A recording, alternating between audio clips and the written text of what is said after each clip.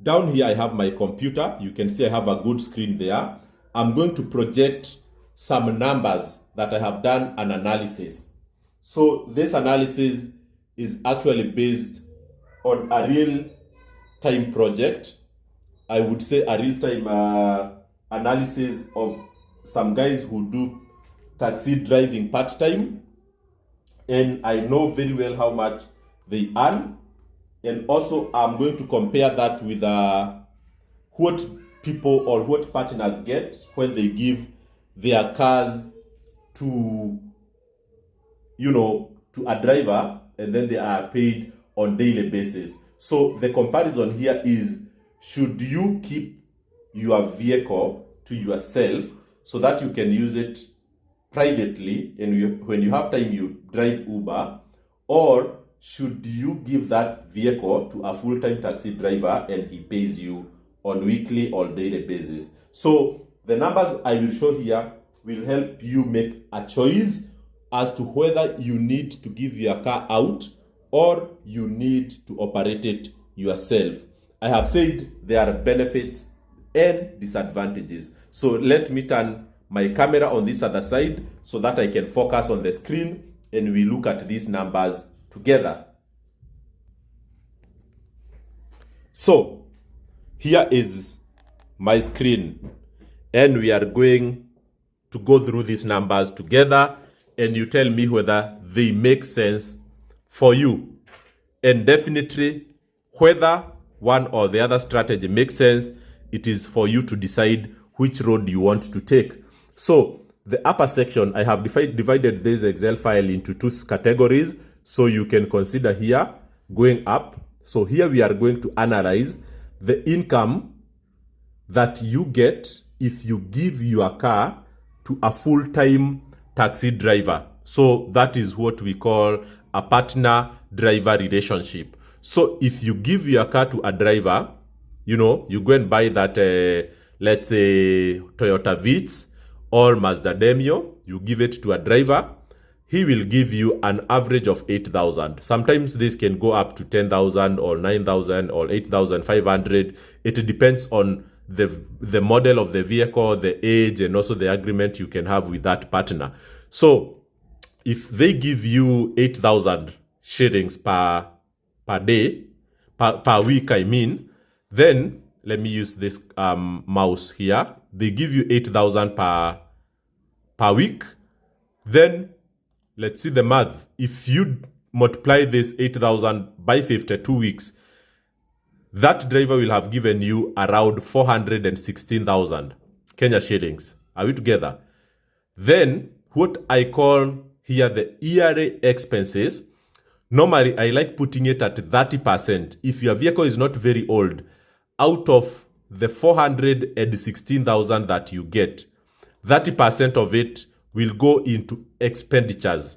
So this will be the annual replacement, the annual maintenance, the insurance, and every other thing that you need to attend to that vehicle. And this is without including major breakdowns. If your car needs an engine replacement, if it has an accident and you are not fully covered with a comprehensive insurance, so it does not cover like major breakdown issues. So, and also the 30% covers the days that driver will be out of employment. So for one reason or the other, there could be maandamano, there could be an election day, there could be, some other conditions that makes the driver not to go to work. So 30% is inclusive of the days of work that will be lost.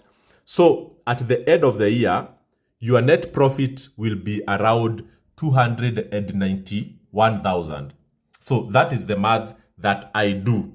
And that, me being a partner, because I have given out a vehicle there to a driver, this is actually my estimated level of income at the end of the year, around 290,000.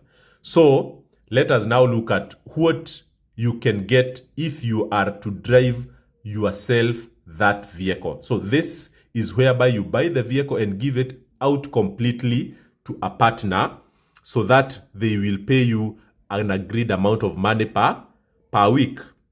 So, and this is quite minimal. You can get even more. I have said this can go up to 10,000 depending on your arrangement.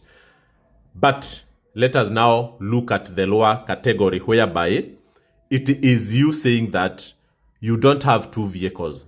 You don't want to give out the only vehicle that you have to a driver. So what you will do here is that you will come here and say that the only vehicle that you have, you are going to keep it. You will use it to go to work from Monday up to Friday, and during the weekend, you will drive. And this is a very, very, I would say, an estimation of how much money you can make on Sunday and Saturday. So if you drive on Sunday, you can make around 2,000 on Saturday and 2,000 on Sunday. So that's why I have here like 4,000. So this is the money you make per week driving part-time. So meaning that you'll drive on Saturday and you'll drive on Sunday. And then here comes your yearly income. So if you drive every week for 52 weeks in a year, then you will make 208,000.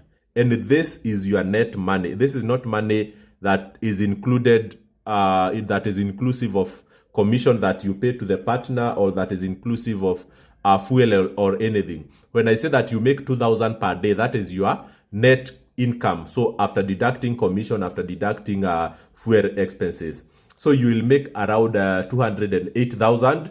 And then the yearly expenses, what you spend on your vehicle, if you are driving yourself per year, will be around 20%.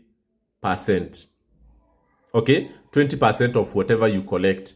I have put it at 20 so that you are able at least to purchase an insurance and then do the replacement of tires and every other thing that you might need, and definitely without a major breakdown. And this is normally what people with private vehicles would spend, because if you are driving this vehicle only on Saturday and Sunday, your budget for maintaining that car and for service and for repairs will not be different from what other people spend while on their private vehicles.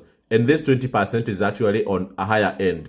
If you are purchasing a third-party insurance at around 10,000 per year, then this could actually even go down to something less. But the average will be around this amount. This will be your annual cost on maintaining that vehicle. So if you deduct, and this is also inclusive of the days lost. So if there are some few days that you don't work for natural circumstances like elections or maandamano, then it also falls into the 20% of wasted weeks. So at the end of the year, you will find that your income will be 166,000. You get my point? Your money will be 166,000. So let us now go back into the actual analysis of what all this means to the decision that you choose. If you give your driver to this car, if you give your car to this driver, you'll make 291,000. If you drive it yourself, you make 166,000. So let's just see the difference very quickly.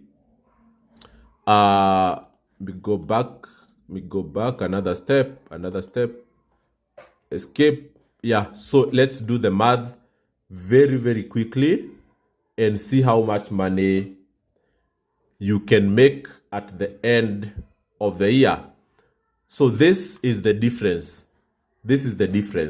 So for a person who gives their car to the driver full-time, they will make 124,000 on top of you.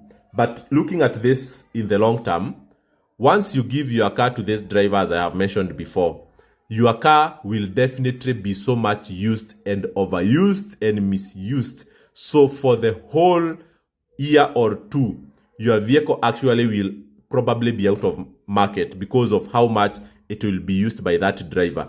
Even if you are running after that 124,000, of course, the losses are so many out of the wear and tear. On this other side, when it comes to now you driving this vehicle, of course, your time will be required. You'll have to be free on Saturday and Sunday. You'll have to get tired driving around. But again, let me tell you, this vehicle will last as long as any other private vehicle can last. So any other person who is not driving their vehicle on Uber, probably they will have the same cost of maintenance as you. Probably the lifespan of your vehicle will be as long as that of another person using their vehicle privately. Because for you just to make 2,000 on Saturday and 2,000 on Sunday, it simply means you are not driving that much. Actually, you'll not be doing even 400 kilometers per week. You'll not be doing 400 kilometers per week. Because for you to make 2,000 shillings, you need to like do 100 to 150 kilometers per day. And then you just do 2 days. That is Saturday and Sunday. So those are things that I advise people to choose. You can choose to give your vehicle to a driver or you drive it yourself. But again, here you don't need to be available. Okay, here you have to be available. The other cons of driving the vehicle yourself is the fatigue.